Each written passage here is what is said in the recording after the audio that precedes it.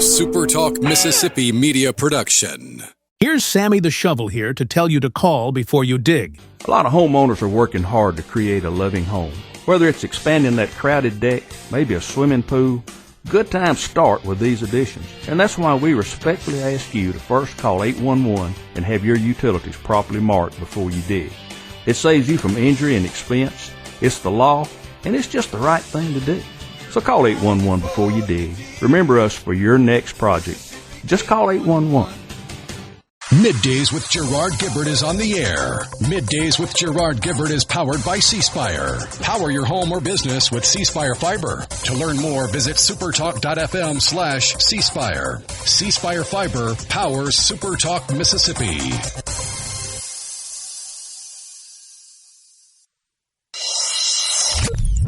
Get ready to go beyond the headlines and join a meaningful conversation with people from around the state. Hello. You're listening to MidDays with Gerard Gibert here on SuperTalk Mississippi.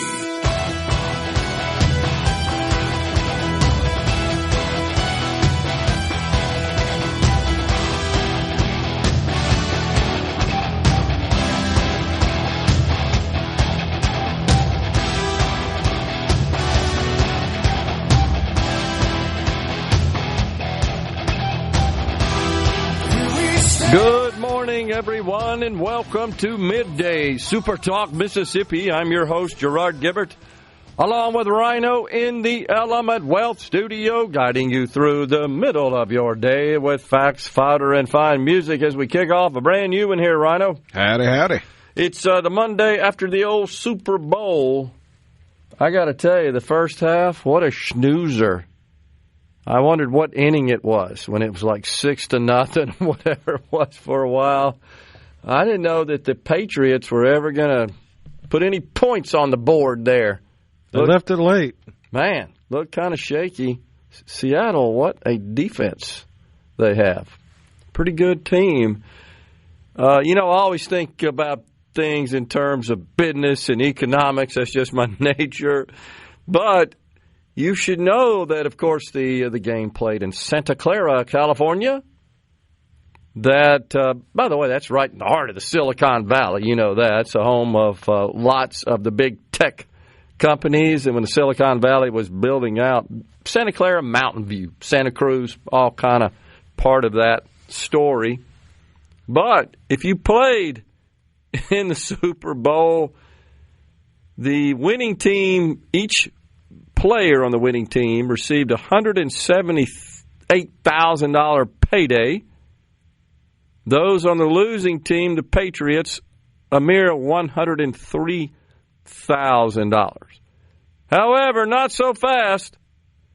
You got to pay. You got to pay the taxes in California.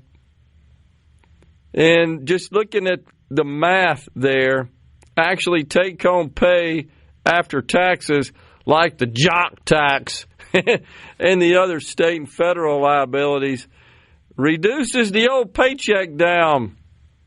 The winners, instead of the gross of $178, they get $86. And the losers, instead of $103, they end up with $49,800. The old jock tax. Now, last week, I shared the story about Washington, thinking about the team Seattle, the state of Washington, which is one of the states that does not have an income tax. I think many would be a little surprised to know that, given the state of Washington's propensity to lean pretty left, although they got a bunch of other crazy taxes. So remember the head tax in the Seattle area that's imposed on employers of a certain size.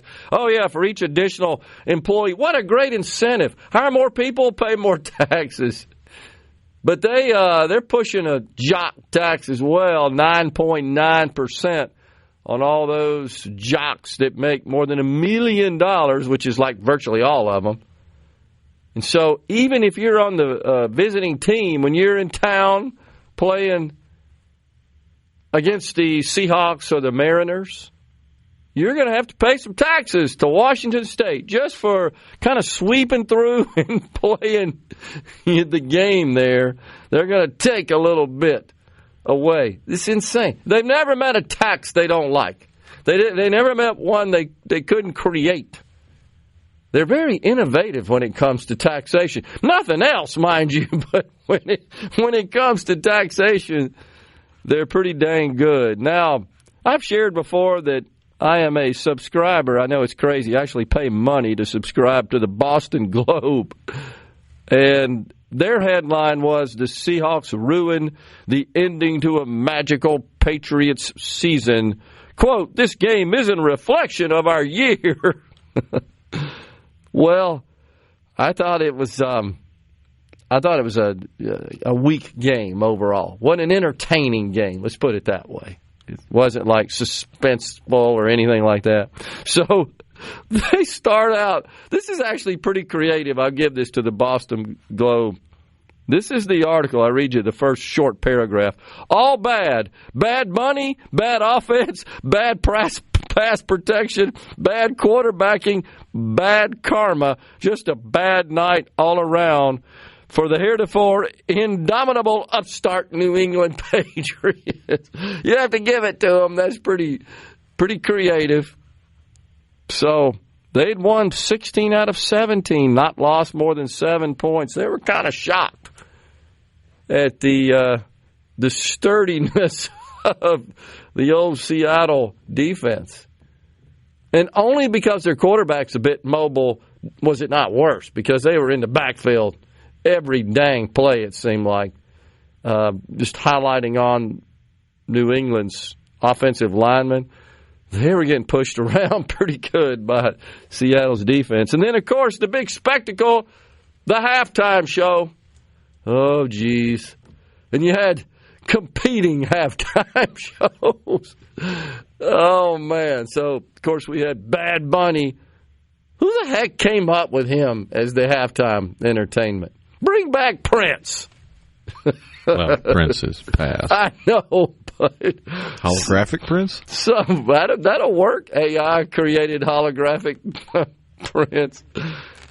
But we could kind of all agree it was good music, good entertainment, which is what it should be. Well, I agree with the argument that was put forward, months ago, and then it had a resurgence in this weekend where you have a ready-made household name band from the area that would have been perfect in Metallica. Yeah, that's true. Very non-controversial. That's just a complete whiff. I don't think they even ask them. Yeah, that's a good point. It'd be one thing if you ask Metallica and they're like, "No, sorry, we got conflicting tour dates." Yeah. Because, the Super Bowl, if I'm not mistaken, you have to pay for the Super Bowl now. Like, you're not getting paid to perform at halftime. It's coming out of your revenue. I did not know that, as the great Johnny Carson would say. That's interesting. Because it's a way to get your face in front of millions of people. So yeah, that's true. They're selling it. Yeah. Well, nonetheless, we had there was a sequence in I guess it would have been the third quarter. I didn't watch live. I was busy with other stuff. Oh. But it felt like the announcer's curse might actually have some evidence. Yeah. Because the Patriots were on offense, and I don't know the guy's name, I just went blank. He was saying that, the quarterback's reading the game better now. And he almost threw a pick. He threw it into triple coverage and got away with it. And later in the drive, he repeated himself. He said, "Yeah, the quarterback's reading the defense now." And he threw a pick. It's like a double dose of the announcer's curse in one drive. 100%. What did you think about the ads? Anything catch your attention? The best one was one that came out a couple weeks ago, the Budweiser ad with the Eagle and the Clydesdale. That was far and away the best one. Yeah. The Lay's ad where he's passing on the farm was pretty cool. That was a good one. There were a couple other standouts, but not a whole heck of a lot. So I actually liked the Rocket Mortgage ad. And I don't know if you recall that one. And it was just about neighbors helping neighbors. And they kind of related that to getting a mortgage and having a house and being a neighbor. I thought that was pretty creative, and it was just well done. It was a feel-good ad. It was non-political, and honestly, it was more about highlighting just sharing and helping others and, again, serving as a good neighbor as opposed to actually selling mortgage services. I thought that was very effective. And then, of course, there's the question of, can Super Bowl ads make you love something that you really don't like? Right? That's because you're spending a bunch of money. What, like $10 million for 30 seconds, I think, is what the price tag was this year.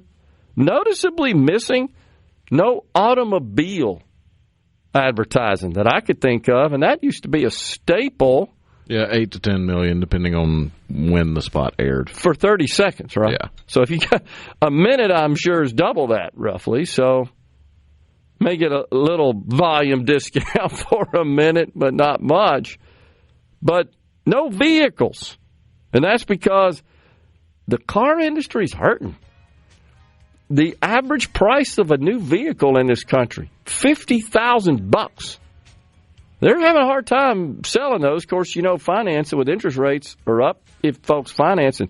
Now they're talking about 8-year financing arrangements, 8-year terms for a loan for a vehicle.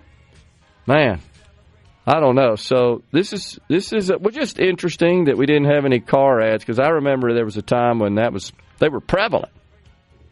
We're going to take a break right now on Middays at 11:05 today. It's Representative Jonathan McMillan. He'll be in the Element Wealth studio giving us an update on everything going on down there under the dome. Stay with us. Coming right back.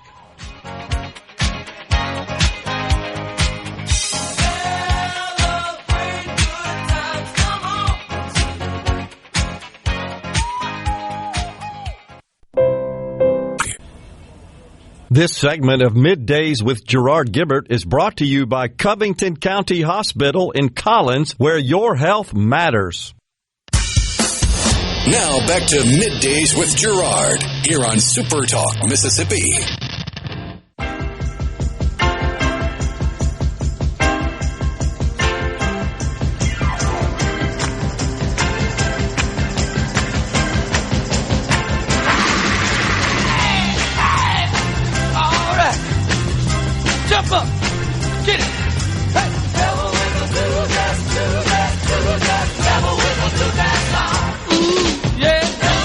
Welcome back, everyone. It's Middays from the Element Wealth studio. Anything else about the Super Bowl? I mean, it comes and goes in a hurry. Lot of buzz and a lot of people. I'm not watching that Bad Bunny. A lot of people have reported they tuned into the TPUSA. Yeah, I didn't watch either one of them. I didn't either. I got to tell you, I didn't either. So, like 5 million, I think, is what was reported. 5 or 6, yeah, something like that. Were on the viewer count. Yeah.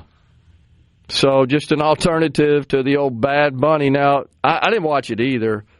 It's my understanding that his entire act was delivered in Spanish. Is that right? Yeah, for the most part, from what I understand. I've only seen bits and pieces, but there were a few words that were in English. But yeah, majority was Spanish. Well, geez, and there was some controversy about the sign language interpreter, because they chose to use a Puerto Rican sign language interpreter, and if you are used to American sign language, from what I understand, I'm not an expert in ASL, but apparently it's a pretty different dialect of sign language, so if you are familiar with ASL, you'd have a hard time following along. Yeah. And some people pointed out that instead of it being inclusive to allow for those differently abled that need sign language, that you just turned it into virtue signaling somehow. Oh, Lord. Well, I don't know. This whole thing with the competing halftime shows, and of course, Kid Rock, right, was also featured in the TPUSA. And there are people that are blasting that because they're saying he's got connections to the whole Epstein ordeal. Who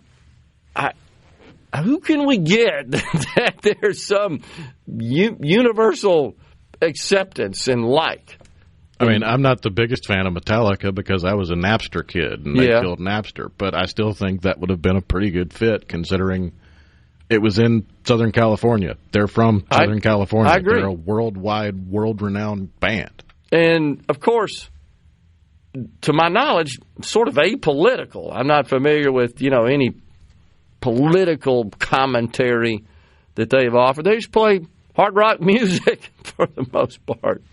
So what's wrong with that? Just have a little fun with that. Now, of course, I being the big Journey fan, they played in 2009 outside the party, the pregame party.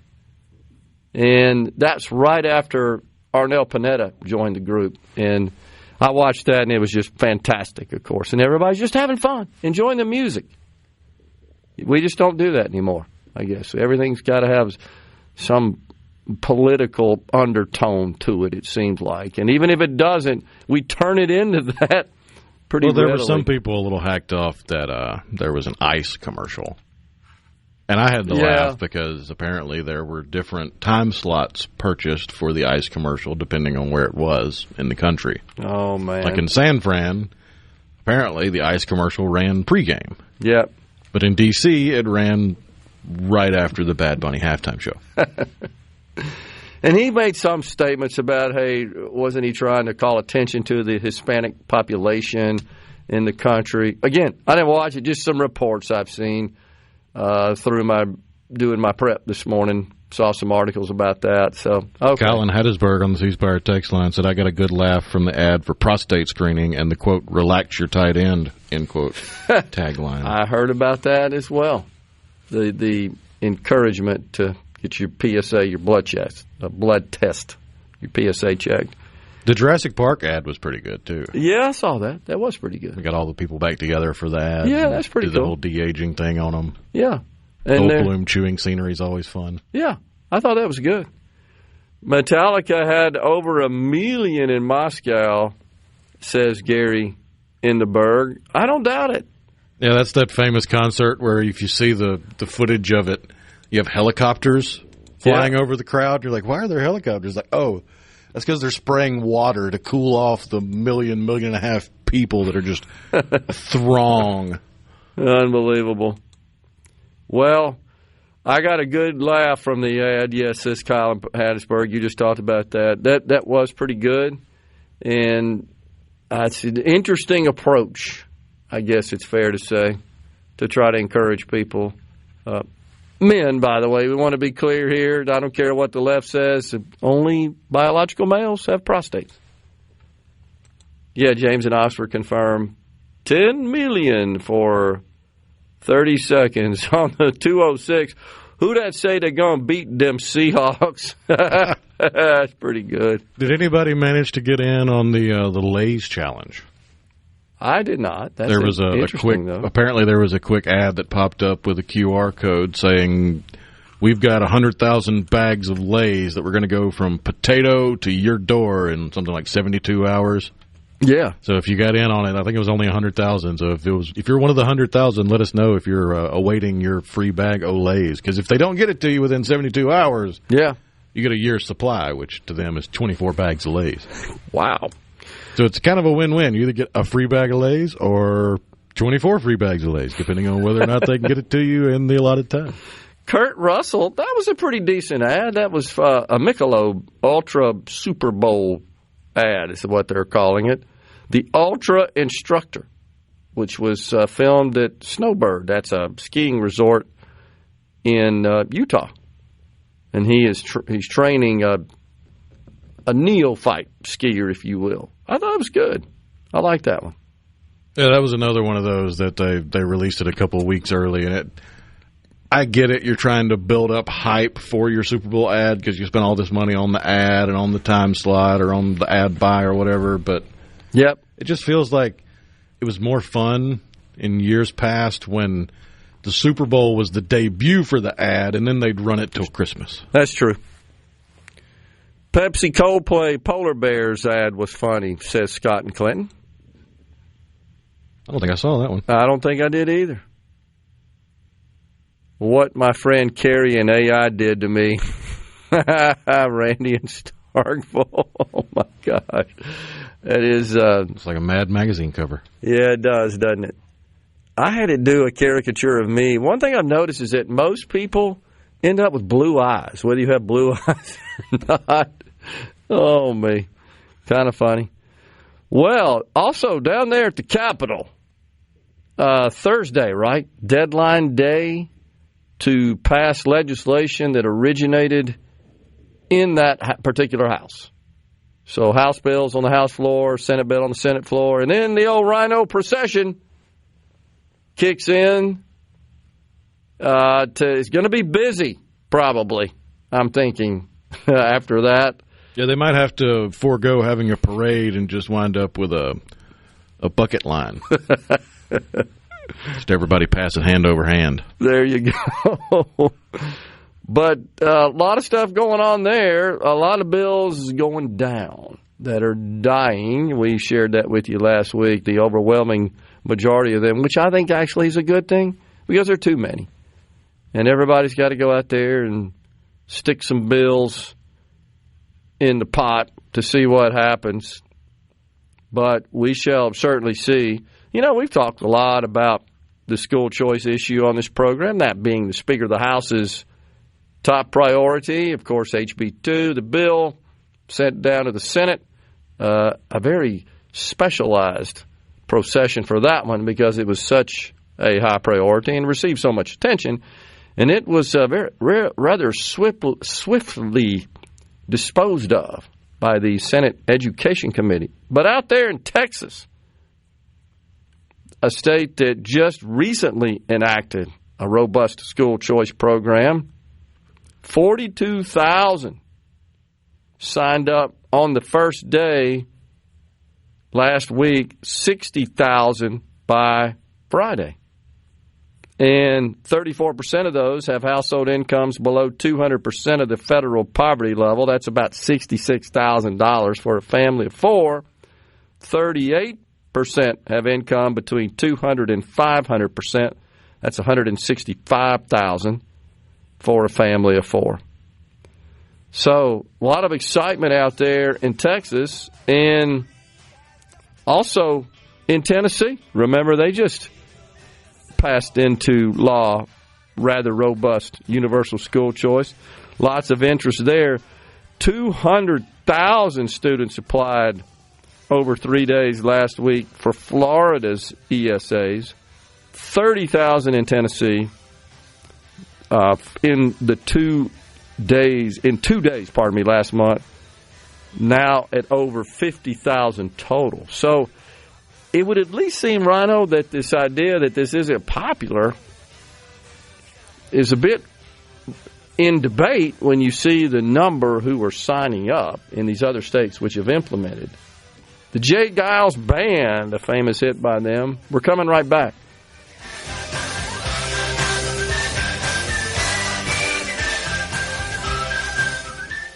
From the Seabrook.com.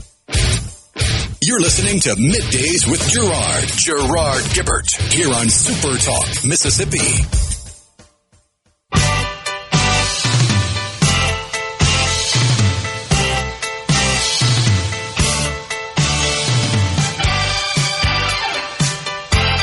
We are back with you in the Element Wealth studio. Go to myelementwealth.com or call 601-957-6006 to let Element Wealth help you find your balance between income growth and guarantees. The Mississippi Farm Bureau Federation and the Dixie National Rodeo go hand in hand. On Thursday, you can catch Middays with me at the Trade Mart in Jackson as we team up with the Mississippi Farm Bureau Federation to grow the future of our state's agriculture at the Sale of Champions. Find out how the Mississippi Farm Bureau Federation helps students get to college through this annual event. Looking forward to that. Also, need to pass on that the lottery, the Mississippi Lottery Corporation, had a pretty successful month for the month of December. The month of January. I'm off a month. The month of January transferring over $12 million over to the state treasurer. That is after a fiscal year high that was transferred in December of over $13 million. Over $770 million has been transferred to the state highway fund, split between the state highway fund. The first $80 million a year, as you know, goes to that. Everything else goes to the education enhancement fund. But the total amount transferred, proceeds from the lottery, $770 million since inception. That was November 2019. Averages about $125 million a year. Really beyond expectations. Estimates, projections, including those of us on the board of the lottery, we were much more conservative and pleasantly surprised at how well it has been received. I think the same thing would be true, Rhino, for mobile sports betting in the state. I think it would exceed expectations. And that's why we got to get it done. I'm hoping that it's not another situation where we get excited, we get a bill out of the House that I think people want.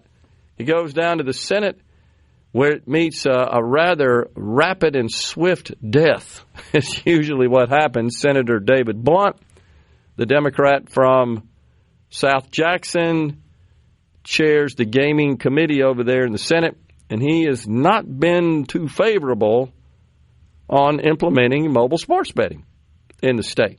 But we shall see what happens. Meanwhile, out there in California, we talk a lot about, especially you, Rhino, about how the public in this country, just people in general, get just all twisted in knots about words and let words just like rue the day for them. Their whole life is built around words. So here we have a little short clip for you, folks. More entertaining than anything. This is a school board member out in California, and hear what she has to say about a certain word. Yeah, this is Joy Flynn, the vice president of the Pajaro Valley Unified School District. Okay. I'm personally offended by what was presented on so many different levels. Oh, yeah. One thing I would like to see updated is the word homeless to unhoused.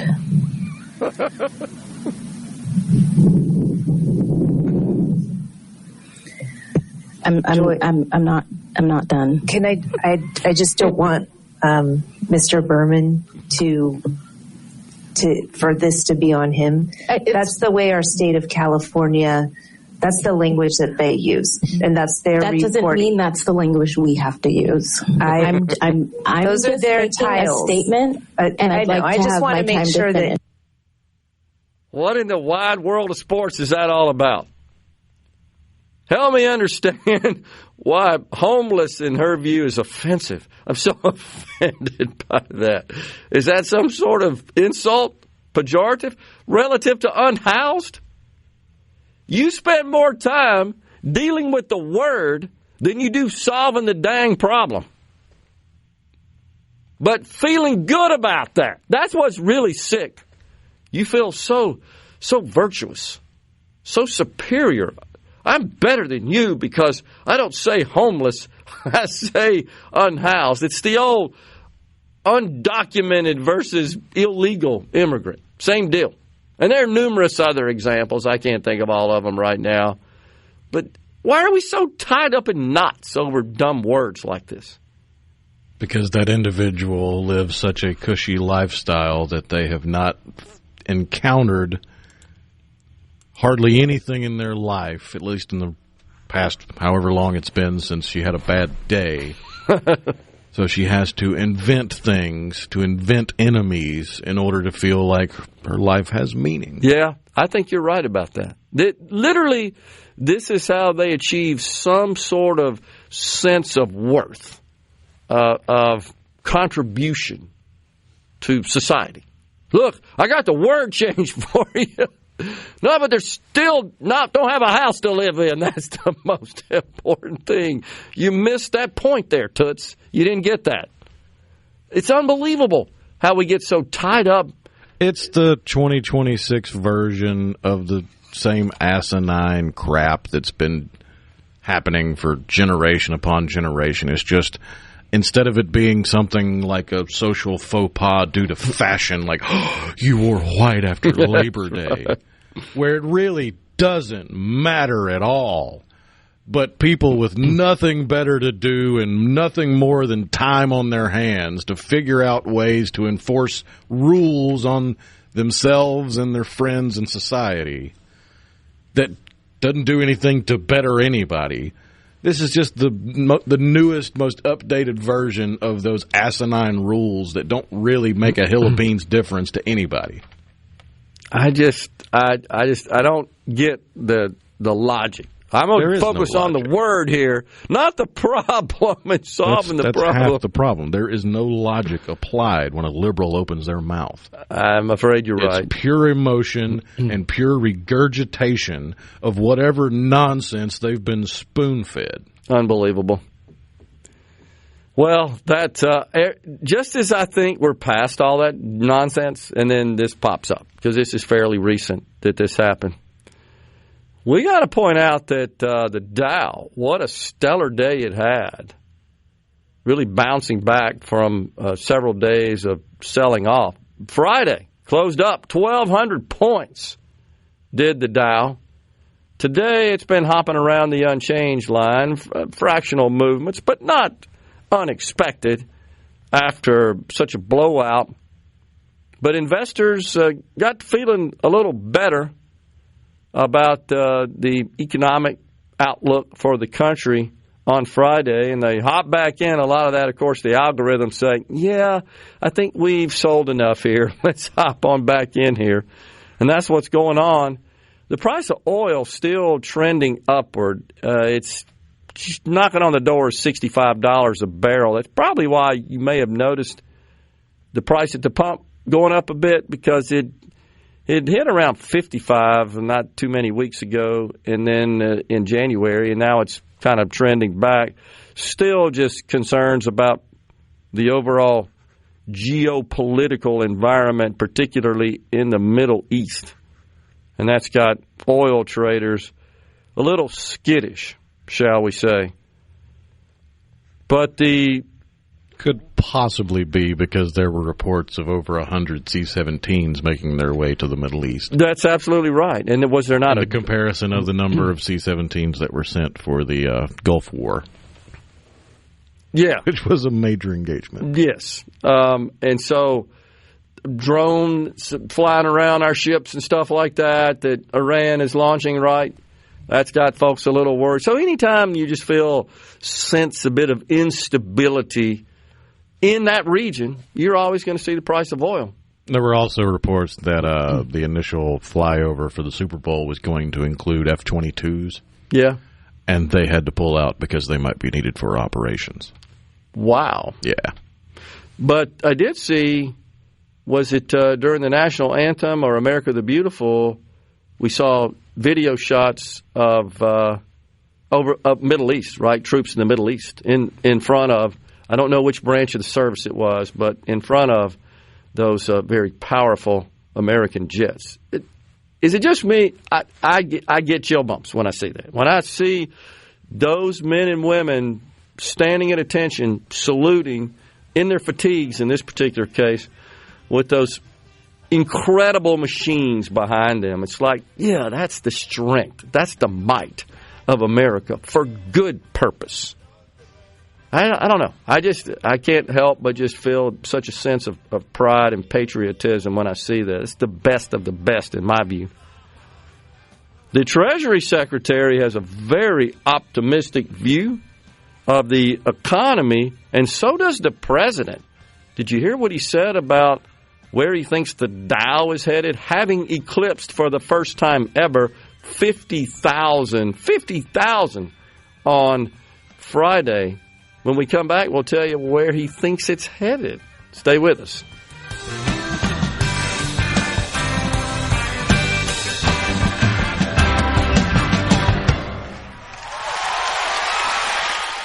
Be sure to tune in.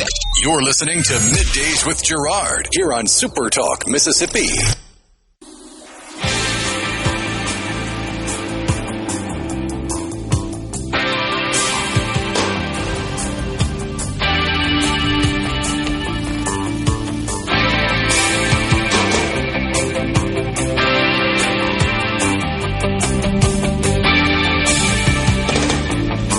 Welcome back, everyone, to Middays. Jonathan McMillan, he is a member of the Mississippi House of Representatives from Madison County. He joins us in the next segment, kicking off hour 2. It's a short show today. It's Monday. Ricky Matthews, Super Talk Outdoor, comes your way at 12:05. So, yeah, we just shared with you, of course, the Dow eclipsing the 50,000 mark. Incredible. I remember, Rhino, when it was 1,000. We thought that was incredible.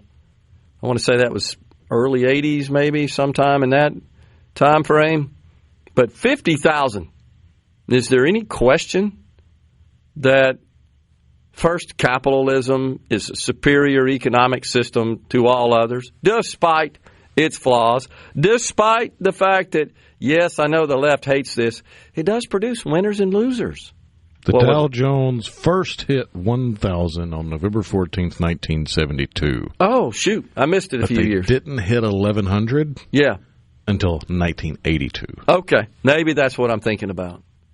And they didn't consistently, obviously, stay up and around 1,000. Right. Well, 72, of course, and then in the turmoil with Watergate, and then you had Jimmy Carter, who was clueless when it came to economic and fiscal policy in the 76 through 80 time frame. So we had rampant inflation. I mean, people talk about inflation today. Man, I remember that. Going to shop with my parents back then, there was no Walmart. Had the Kmart. And I remember my dad griping like, wait, I was just here last week and bought this product, and now it went up. And then the next week, it went up again. I mean, it was nuts back then. And that's because Carter was totally clueless and had no idea what he was doing, of course. But so, yeah, 1,000 from 72 to 1,100 11 years later. That's mind-boggling. That just really is. But it eclipsed 50,000. The greatest wealth-generating machine in human history. There is no question. And guess what drives the markets? Profits. A dirty word to many on the left. They don't get it, but profits are the mother's milk of stocks. 50,000. So the president, he says, he thinks that the Dow will hit 100,000 by the time he leaves office. That's double from where it is today in 3 years. A whole bunch of people are going to make a whole bunch of money if that is the case. He said record stock market and national security driven by our great tariffs. I am predicting 100,000 on the Dow by the end of my term. Wow, that would be just mind-boggling. And the Bernie Sanders of the world just would melt down because that means that these big public companies are generating profits hand over fist. The Treasury Secretary over the weekend, he is quite optimistic in his outlook for this year, predicts blockbuster economy. This was, of course, after the Dow hit this 50,000 mark on Friday. He says the one big beautiful bill is going to drive this to a great extent. He said the economy is experiencing strong growth and that inflation is easing towards the Fed's 2% target. He points not only to record gains across the stock market, but, and I think he's right about this, the small cap stocks. You're seeing a broad boost in broad positive economic performance, not just relegated to a handful, the Mag 7 and so forth. But when you see the small caps in the Russell performing well, that's usually a very good sign of a positive economy in the offing. He said that the Democrats are overlooking what he describes as signs of strong economic growth. He argues that the success of Wall Street, this is the Treasury Secretary, Scott Bessent, is an indicator that, quote, Main Street is about to prosper. I actually agree with him. And this is what I believe is driving it, and he said as much in his interview as far as the profits of corporations, and, of course, that drives stock prices. It's this one critical provision of the One Big Beautiful Bill Act that allows immediate expensing of capital investment. I said it last year. I thought that would have a greater positive influence on our economy than the personal tax reforms, the tips, the overtime, seniors, automobile deduction, increasing the standard deduction. All good policies, but nothing compared to what this immediate expensing does to drive profits and thus stock prices and profits for many. Huge. Of course, Bernie Sanders is already upset because it means that big companies like Amazon that are spending a bunch of money pay less taxes. They can't stand that. Coming right back with Representative Jonathan McMillan. Hour of Middays with Gerard Gibert is brought to you by the Mississippi Business Journal. Visit msbusinessjournal.com. Scott Coopwood, publisher and president.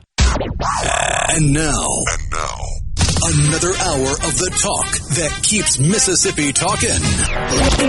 Middays with Gerard Gibert. Begin your transition now.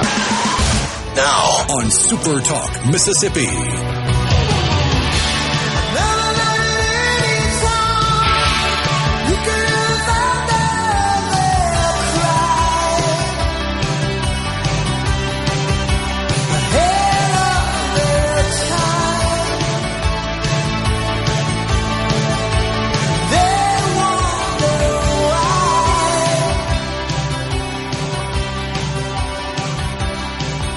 Welcome back, everyone. It's hour 2 of Middays from the Element Wealth Studio on this first day of the week when the legislature is scheduled, at least on the House side, to gavel in at 4 o'clock today. And that's why we're able to get Representative Jonathan McMillan. He serves, of course, in the House of Representatives, representing District 58. So, Representative McMillan, thanks for coming in, man. Yes, sir. Good to see you guys. So you've been busy. Y'all been busy down there. We have been rolling. Past couple of weeks we've had a lot going on down there for sure. Yeah, and you've seen me. I've been up in the gallery taking it in a little bit. I got to tell you, that hour or so, it seemed like we spent arguing about how many days of notice supervisors should have to give to schedule a special meeting. Like, seriously? We're arguing about this? And it took about 15 minutes to go through about $900 million the day before. That's exactly right. It is what it is. It's all relative, I suppose. So, yeah. I don't know. Some things just trigger certain members, of course. They're passionate about it. And they got to stand up and say their piece. Yeah. But I thought, was it Representative Kevin Ford, I think, that was presenting that? I thought he did a fantastic job of fielding the questions. He did good. And but I got to tell you, I was texting with members during this, and it was some funny stuff going around. But you're right. Representative Jensen Owen, I ran into him in the hall, said, yeah, we spent 15 minutes spending $1 billion, but we spent an hour arguing over the schedule here. Like you said, you never know. I mean, something that you would think would be so common sense and cut and dry. It's like this makes sense logically in my head, which a lot of people are like, man, your head may be a little crazy. I don't know. But some folks are like, man, that is important to me and my folks. So it's, open. That's why we're supposed to go there and discuss things. That's exactly right. You're supposed to deliberate. What we're supposed to do. That's what you did. So no, it's good. I love all the formality, do you yield? Well, of course, yeah. I mean, I know that's the way it's supposed to work. But then when they get sort of confrontational after it reminds me a little bit of when the Prime Minister goes and visits right over the House of Commons. You can see that on C-SPAN. And they're so respectful while they just insult the heck out of them. They're respectful in their insults. No, I appreciate, of course, the debate, the deliberation. But we wanted you to come talk about some legislation you in particular are working on. Of course, we got a deadline coming up this week. Deadline's Thursday. That's right. That's for bills in their respective houses. They've got to pass out in order to get them down to the other house. You got until this Thursday to pass those on. That's correct. Yeah. What are you working on? Well, last week, fortunately, took up, I don't know how much you're in Madison County. I had to get involved with one of our city-run utilities, which is CMU in Madison County this past year. That's right. There were some rate increases, and a lot of people didn't fully understand it. I'm not going to throw shade or blame or point fingers at anybody, but it really wasn't explained very well, and it wasn't rolled out very well. And so we started we had a select hearing. We actually brought everybody in and talked about that this summer. A couple of bills came out of that hearing, but one bill that I worked on in particular was for some of these municipal-owned utilities across the state to where they do have representation. You do have somebody. Because right now, like when CMU was formed, 40 years ago, I mean, it was pretty much just the city limits of Canton. So you had everybody in the Canton, and that's but as years go by, that area expands. So you have just as many people outside, in some cases, city limits that are on these utilities, and they have no say as far as the board makeup. So. Yeah. We presented a bill basically allowing two members that would be appointed the same way they appoint them now, but two members from outside the city to be able to be on that board. And then we were requiring some education that those guys actually, whenever they appoint them, they have some, keep up to date with some water and utility knowledge there. So, but we got that passed last week, which I was excited about that. So that got off the floor, and it's going to go over to the Senate, and hopefully those guys will take up that bill. That is a good bill that's going to help folks. Okay. Other piece of legislation, big piece, and I know this may, we kind of contentious around the House. They told me, they said when I first got there, they said the two things you don't want to talk about is dog hunting and radar. So, of course, we did have a dog hunting bill that was brought up, but that's not going to get we got that one. That one's gone. But we are going to talk about radar. So Randy Tucker is my sheriff in Madison County. He is over the Sheriff's Association for the state, and we brought forward a bill letting those guys maybe run some radar in certain scenarios. So. Bill is pretty simple. It's just allowing them to run radar in work zones, in school zones. Okay. So we had a hearing in transportation this summer dealing with work zone safety, and I was astonished, like looking at the data and the numbers of speeding in our work zones across the state of Mississippi. It was well over 90% of the people coming through these work zones were speeding. Some of those speeds were clocked at 125 miles per hour. So, and you have our men and women that are they're on the side of the roads working. And honestly, we just don't have enough. There's not enough tools in our toolbox to enforce that. Yeah. So I think this just gives those guys and girls, sheriff's departments across the state, gives them a tool that they can use that we need for the state. And then the other is school zones. Yeah. There again, last week we had an instance in Lee County. One of our school resource officers, he was actually killed in a school zone. There again, I don't know all the details that happened there or exactly, but if I was betting, I would think a distracted driver or maybe speeding was taking place there. So I think this is just a bill that it's a public safety bill. I get it. You don't want to have. I got one sheriff sitting on a county road where 3 cars are running down, and that's kind of, you hear that here, but it's public safety. Yeah. So I think this makes sense. It's something that our sheriffs want.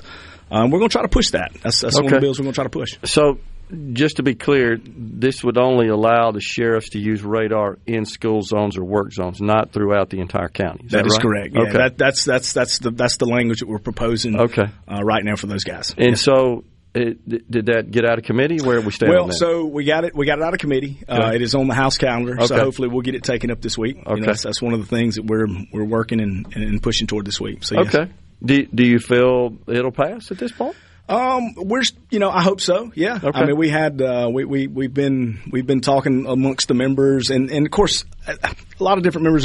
There's a couple of different ways that you can look at it. We've talked about doing it population. Letting the board of supervisors vote. There's different things that people are talking and ideas that are throwing out there. But there again, that's the way this process works. Sure. I mean, we got 122 of us on the House side. I mean, there's a lot of different ideas. So let's bring all the ideas out. Let's get it in some legislation. Let's make that make sense and shoot it down to the Senate and see what they think. That's kind of what we're supposed to be doing down there. So, but I think as far as just the legislation and the language in the bill, we need to give our law enforcement agencies across the state every tool that they can, to do their job. And this is I don't understand the objection because the city. Right, municipal police can use radar. Of course, our highway patrol, state troopers can. So, there again, look, Gerard, this is my third year here. I get it.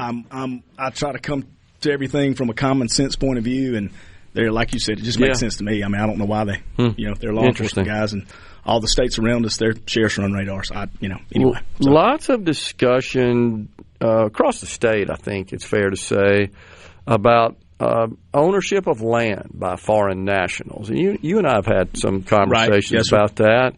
It looks to me like, and I haven't tracked every piece of legislation, that most legislation that would reform that is not making it out of committee. So on the Senate side, I looked at some of that. Right, I dropped a bill, and we didn't get it out of the committee. The first go around. I'm still kind of working maybe some different angles, but kind of dealing with that. I mean, it's had some conversations early on with some farmers and folks around the state. Dealing with folks coming in buying our land, and a lot of times, you do have legit businesses and companies that are coming in. That are doing what they need to do for the state, growing our economy, growing our business. So we don't want to penalize those folks. Yeah. But, a lot of people are just using it for business purposes. And getting a break, that's the point, right? On ad valorem tax, if it's used for agricultural purposes. That's exactly right. So we're letting those guys coming in, and we're giving them basically a discount tax break on land where – I don't know if that's. I think we need to have more conversations about what that looks like and how that works. I mean, I can't go to another country. Right. I mean, for most of these countries, I'm not even going to be able to buy a piece of land. That's right. Period. And if I do, I guarantee you they're going to tax the heck out of me. We're taking a break. Yeah, but the complaint is that they're not using this property for agricultural purposes, but correct. Receiving the tax break. Correct. Coming right back with Representative Jonathan McMillan.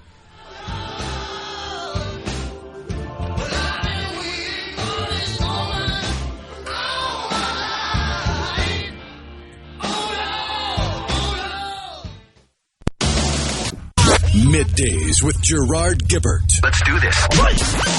On SuperTalk, Mississippi. Let's go.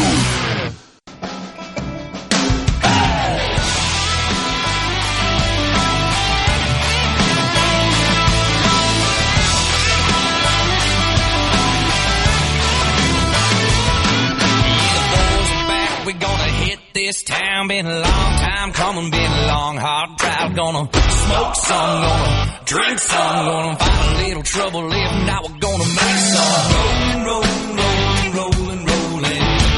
We're back with you in the Element Wealth studio with Representative Jonathan McMillan. So, anything else that we talked about? The radar bill and, of course, the land ownership bill, which is highly controversial. I think folks are probably a bit surprised to find out that the timber folks, agricultural people, they have some concerns with this legislation. Oh, for sure. And I'm vice chair of forestry and on the House. Okay. So, absolutely. I mean, it's and there again, devil's in the details with anything that we put out there, anything we put on paper and the words there. Sure. So that's obviously the language and how that's worded is important because the last thing you want to do is to hinder any sort of good business. Sure. Because you have some legitimate players there. At 100,000%. Yeah. Especially in that forestry industry. I mean, it's gangbusters right now. So we just got to do all we can for every industry in the state, come on, let's go. We're open for business, and we don't want to do anything to hinder that. So okay. All right. Anything else in particular, like the past last week with the teacher pay raise was a big one as well? Yes. No, we got our teacher pay raise out. I think we're $5,000 and then $3,000 for specialty specialty teachers, special needs teachers. Yep. And then we had obviously with the PERS, had some cash infusion on PERS there last week. So lots of big topic language that we got out of our chamber last week. The teacher pay raise also included some reforms to the Tier 5 PERS program as well. Absolutely. To allow first responders to retire at any age with 25 years of service, and then pulled back to 35 to 30 for everybody else. That's right. That Tier 5 had. So made some major changes there that you guys heard a lot from people who weren't happy about that, in particular the first responders that felt like that was a bit over the top. Then, of course, the Speaker's priority, HB 2, the school choice legislation that he championed, that he spent a lot of political capital really promoting for the last several months, not just when the session cranked up. You guys got that through the House by one vote, sent it down to the Senate, where Senator Dennis DeBar, who chairs the Education Committee, disposed of it in about 84 seconds, according to our count. He says it was based on a unanimous nay vote, but the audio that Rhino and I played didn't show that anybody voted at all. Right. So it was just silence when he called for those in favor and those opposed.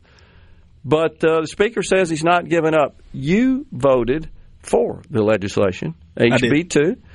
And I know that was a tough vote for you. It was a tough vote for everybody, let's be honest. For the most part, you want to align with the Speaker when you sit in the House, and his top priority, although numerous Republicans voted against it, you voted for it, and you also represent an area where maybe it's not quite as popular in your district as perhaps it is elsewhere. Explain that. Well, I'll say this. We take a lot of votes, every year. Sure. There's a lot of things that we talk about, and there's a lot of issues that, hey, I'm kind of right here. I can go either way on this. I knew with education, that's something that we've been firing off on since I've been there, from redoing the funding formula model when I first got there. Of course, now talking about some educational freedom options for folks. So this is not a knee-jerk reaction vote. Good point. This is not something that we roll in and you get a page and a week later you're going to vote on this. This is something that, for me personally, this has been about 2 years of focusing on this, and not just. And I've said numerous times, when it comes to education in the state of Mississippi, there should not be sides. I've said this numerous times. Yeah. And it seems like we always end up going this side or that side. And right now you've got, well, if you voted for it, you're against the public schools in the state of Mississippi. Well, if you voted against it, you're not conservative. Yeah, that's right. Both of that is just not good. It's just it's wrong. There's lots of good people, and they have their reasons of why they voted no. Sure. I have my reasons of why I voted yes. But you've got to be able to fully be able to vet, and let's discuss it and let's talk about it. And I think that after 2 years, and there again, I think I was on your show, I don't know, a year and a half ago, and I was like, man, I need to look into this. 3 years ago, I probably didn't know what a lot of school choice was. Yeah. So it's taken me 2 years just to wrap my head around the policy and the direction and what we're trying to do. And let me make it clear, this is not something that somebody says you're going to vote for this. This is not that. This is not leadership saying you got to vote for this or else. I promise you that. I know a lot of people know me, and that's not how I roll. I guarantee you that. So this is 2 years of really talking to school administrators, talking to teachers, talking to parents, talking to people, if you want to say sides on both sides of this issue, not only in Mississippi, but outside of Mississippi. I've been to multiple states. I've been to multiple conventions. I've talked to legislators, and people across the country on this. And taking all that in, bringing all that information back, that's kind of how I'm kind of crafting where we're at here. And not to. There again, I'm the Senate. They made it clear where they stand. That's fine. That's fine. I understand. I would have liked to have, especially whenever we're talking about education, more of a discussion, about this. I mean, I get sometimes you just want to, hey, we're making a point, we're going to kill this thing, and we're just not going to talk about it anymore. But man, this is talking about educating the kids in the direction of Mississippi. I just think it's worth more talks down there, because I'm not saying that what we threw out there was perfect. There was some things in there that, all right, wait a minute, this is a technical piece. How do we word that? Is there a better way to do that? And just not to talk about it.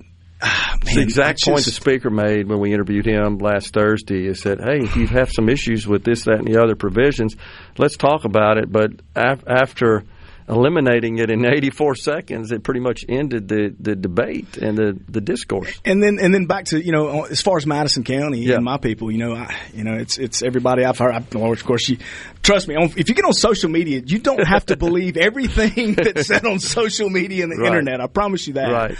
But I go back, I represent 25,000 people. Each member represents right at 25,000 folks.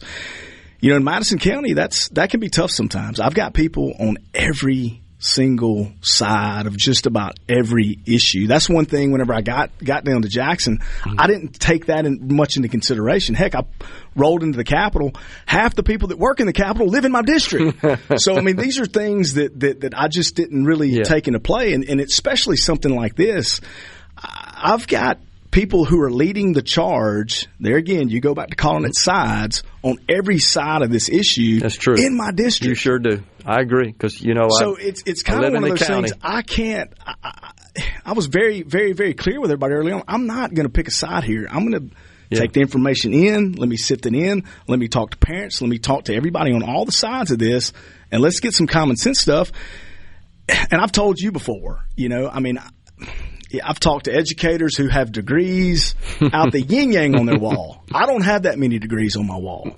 I get it. So whenever you're talking to those folks, I take that 100% and respect what you guys are saying.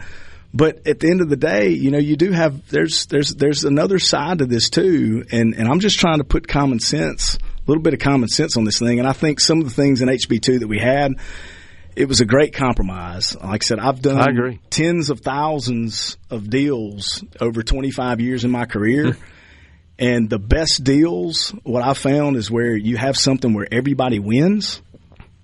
And I just think we were there with that legislation. And just to see it go away like that and not continue the conversation, I'll go back. I just think that's a disservice for Mississippians, the state, and the direction we need to go. Your authenticity is appreciated. I'll tell you that, because I know you like you said, you talked to a lot of different people on all sides of the spectrum that represent different factions of stakeholders that are involved here, and so that's appreciated. I guess what bothers me a little bit when we talk about the education committee is they feel like. Education community, pardon me. They feel like they need to have a more of a seat at the table, but we never hear anybody talk about, well, what about parents and families having a seat at the table? They all need to have a seat at the table. There again, talking to folks, it's opened my eyes on a lot of on every side of this, and you get down to the people talk about this and that and issue, but whenever you talk to a mom and a dad, and they're really honestly trying to figure this thing out. I've got moms texting me. I'm working 18 hours a day. I've got dads texting me. I've got this situation going on in the school. Who's going to help me? Who's going to fix this? What have you got? What avenue have you got for me? Yeah. And when you don't have an answer there, that's pretty hard. Yeah. And we're down there. We're supposed to be figuring some solutions out. That's what we're supposed to. That's what we're supposed to do. Yeah. And just to not talk about it and to dismiss some of these parents. And there again, I've heard every educator and every teacher in my district. And I think if you go back and look and see how we've crafted that bill in the language, I think we've checked off most of the boxes there. To where they don't have to be fearful of people coming in. They don't have to be fearful of people leaving, but they get all the benefits there. Appreciate you coming in. Jonathan McMillan. Yes, sir. Absolutely. Represents District 58. Coming right back. From the Seabrook Middays with Gerard Gibert. It is on SuperTalk Mississippi.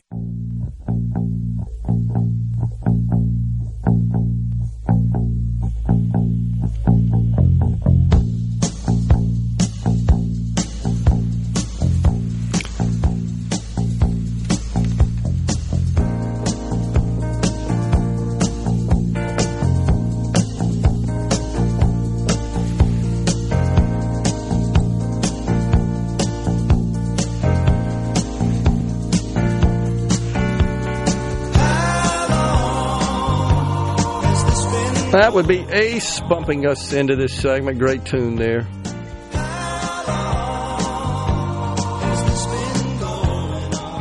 The bass is awesome in that one. Appreciate that, Rhino. We're back with you in the Element Wealth studio. Really appreciate Representative Jonathan McMillan for coming in today. I don't mind telling you, and I don't think I'm talking out of school. I've had a number of offline conversations with him, and he anguished over this vote. And like you heard, I can tell you this: he doesn't limit his communications to just a certain group of people. He talks to folks across the board that come at this issue that is very controversial, come at it from a number of perspectives, both for and against.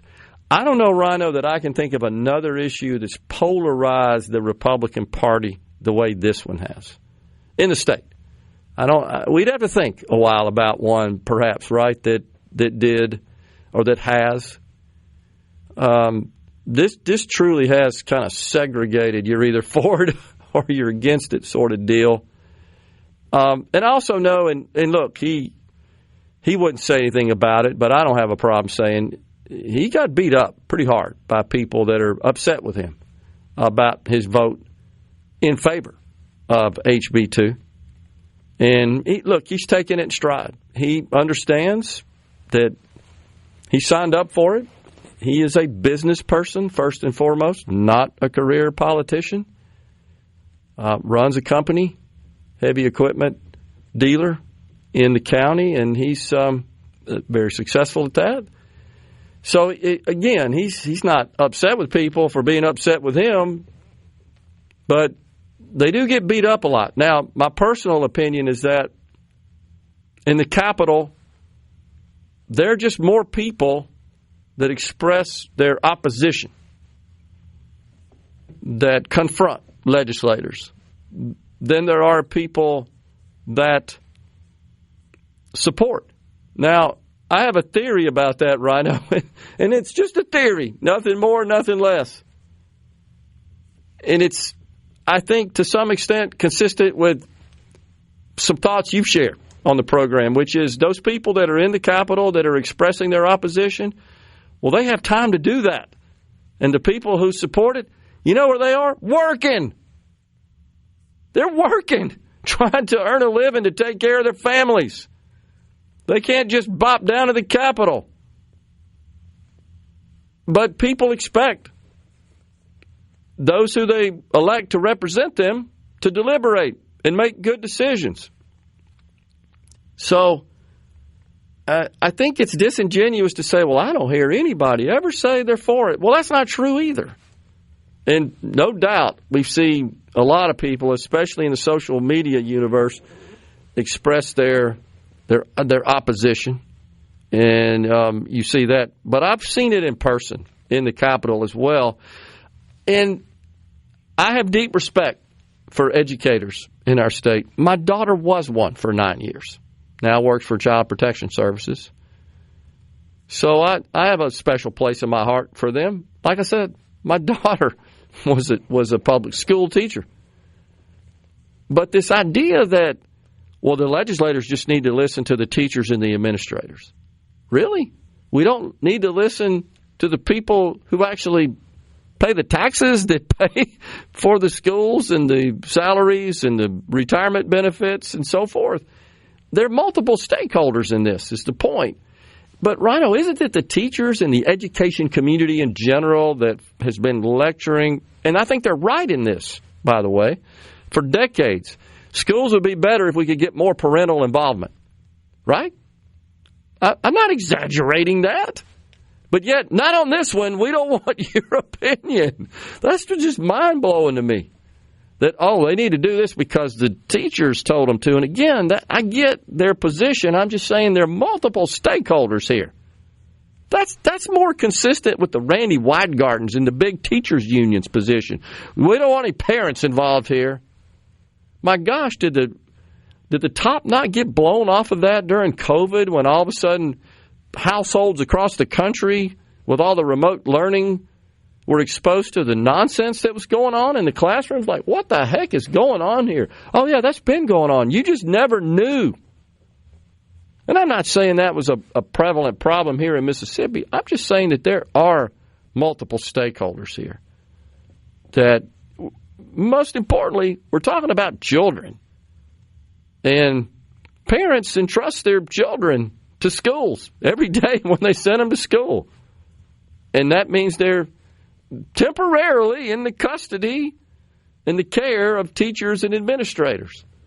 But you can't just block out the parents and their viewpoints. And I'm not saying every single parent, I'm not naive enough to think that, supports education freedom, but I just feel like that we stop short when we say, oh, no, we only need to talk to teachers and administrators. They'll give you the story. Well, gosh, what about the families? And the most precious of all in the equation, asset of all, is the student, the child. Seems to get overlooked. But looking out on the governor's post about this was last week, of course, when he did take to task the lieutenant governor and Senator Dennis DeBar for killing this Republican legislative priority of education freedom. He wasted no time of expressing his frustration with that on social media, but I'll just read you a couple of things for you guys to just think about. This legislation had nothing to do, this is from a commenter, with school choice or education freedom, just like tax elimination last year did not happen. Please, somebody writing bills, make sure you are all helping all Mississippians. The bill was a political move to control the narrative in the statewide governor's race. What? And then there's another one. As a 22-year veteran teacher and a lifelong conservative, I'm glad our Senate listened to the people. I suggest the rest of our state legislators follow suit. Another one, I'm proud of Delbert Hosemann, Senator DeBar, and the other Republican senators for having a backbone and not conforming to MAGA ideology. Actually listening to voters instead of furthering an agenda is what the people want. I'm a teacher and a conservative, and I support Senator DeBar's decision. Now, you had a thought about classifying yourself as a conservative when you opposed this legislation last week, I think, right? Well, it's just I oppose the people that say the bill was not conservative. Yeah. That is an asinine statement. Yeah. Because you can make it more conservative, but any bill that is removing over-regulation by the government is technically conservative. So to call it not conservative is just showing how foolish you are. You can be against it for any number of reasons, but to say it's not conservative is showing you really haven't paid a whole lot of attention and haven't put a lick of thought into it. And that's what's concerning here is that we go with a hyperbole, form a conclusion, reach a conclusion, and then stop short at that. Here's another one. And anybody convinced that Delbert Hosemann or DeBar listened to anybody, especially anybody that's just an average voter and doesn't have their ear, is fooling themselves. Yeah. Here's another one. My conservative self and my conservative friends had no desire for this. Applause to those who actually hear the voices of their constituents. So what about their constituents that wanted it? Do they just not listen to their voices? Well, exactly. And so does this mean that the other states who have implemented this legislation behind conservative leadership, so now we characterize them as not conservative? Florida's not conservative. Texas isn't conservative. Arkansas's not conservative. Alabama's not. Tennessee, we can just go down the list, right? So it's another one of those things where what exactly is conservative? We don't seem to have a consensus on that. But this is in the party platform. I guess we'd have to say, yeah, the Republican Party platform is not conservative, and the president's not conservative. And here's another one. I'm a teacher and a Republican conservative, and I applaud this decision.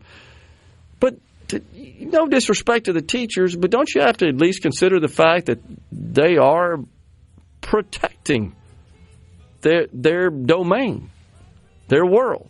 And again, I point out it was the teachers and the administrators and the whole education community that fought tooth and nail against third-grade reading gate. That's true. Well, so maybe take their opinions with a grain of salt, because maybe, just maybe, they've been wrong before. It's just unbelievable. And then the other probably primary complaint you hear out there is folks that say, yeah, I don't want public money going to private schools. And it occurred to me something related to the public employees retirement system. Final segment is next. We'll talk about that.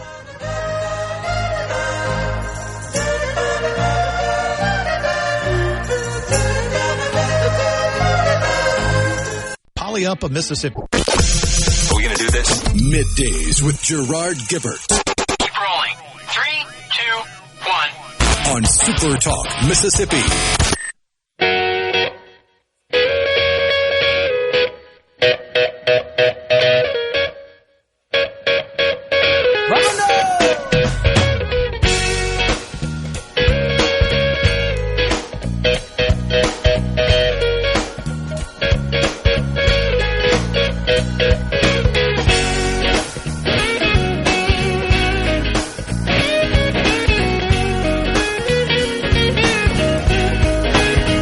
Welcome back, everyone. It's Middays from the Element Wealth Studio. There's no doubt that one of the chief reasons that folks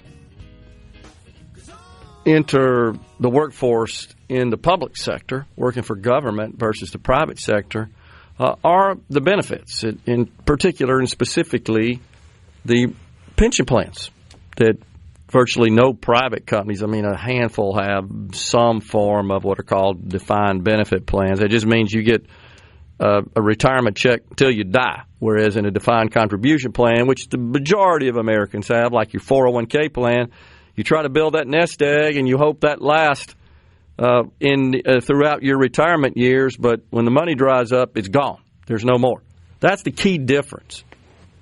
So this argument that I find to be a rather weak one, a tenuous one at best, that we can't let public money be diverted to private schools, as if the public sector, governments at all levels, don't use dollars that we taxpayers send to them and we elect them to appropriate those dollars, that they don't appropriate those dollars through contracts with private companies every day, all day.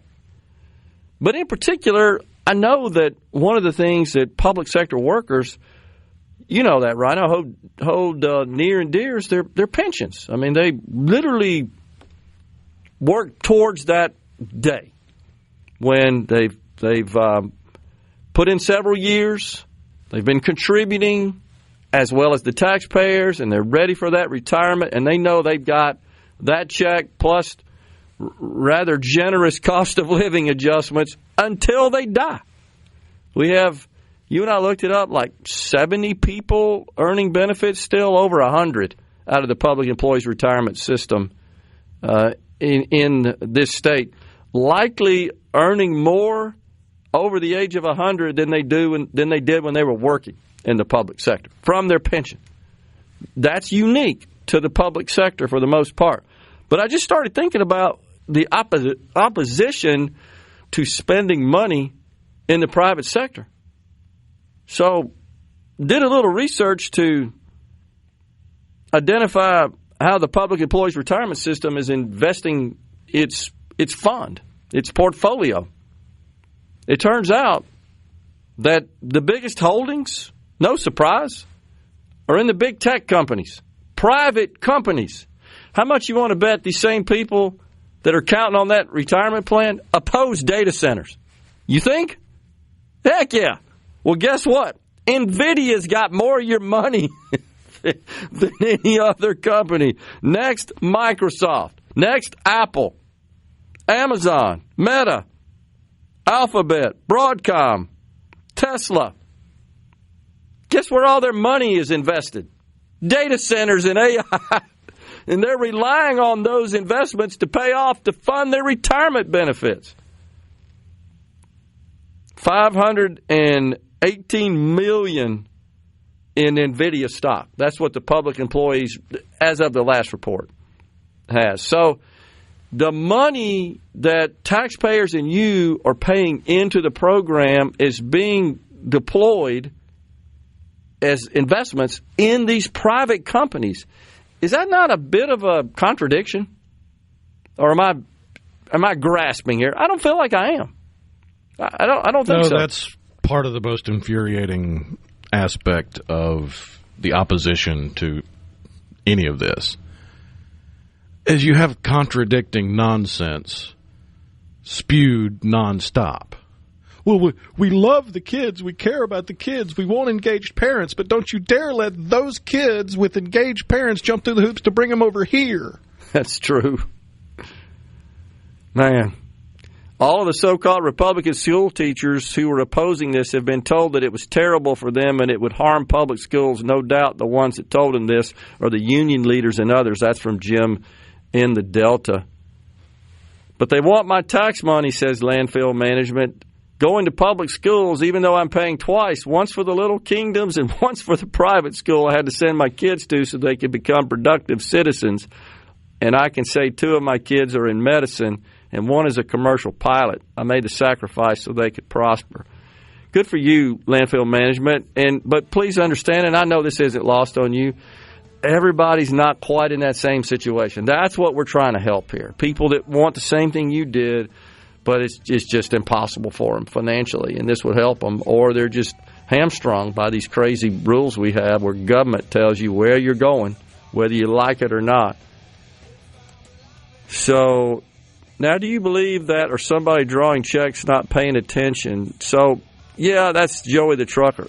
I mean, I don't know about that as much as I do that there are lots of conflicts in the narratives. I'll just say that, and contradictory information. I want the most efficient use of the money taxpayers pay to government, and that's why I support education freedom.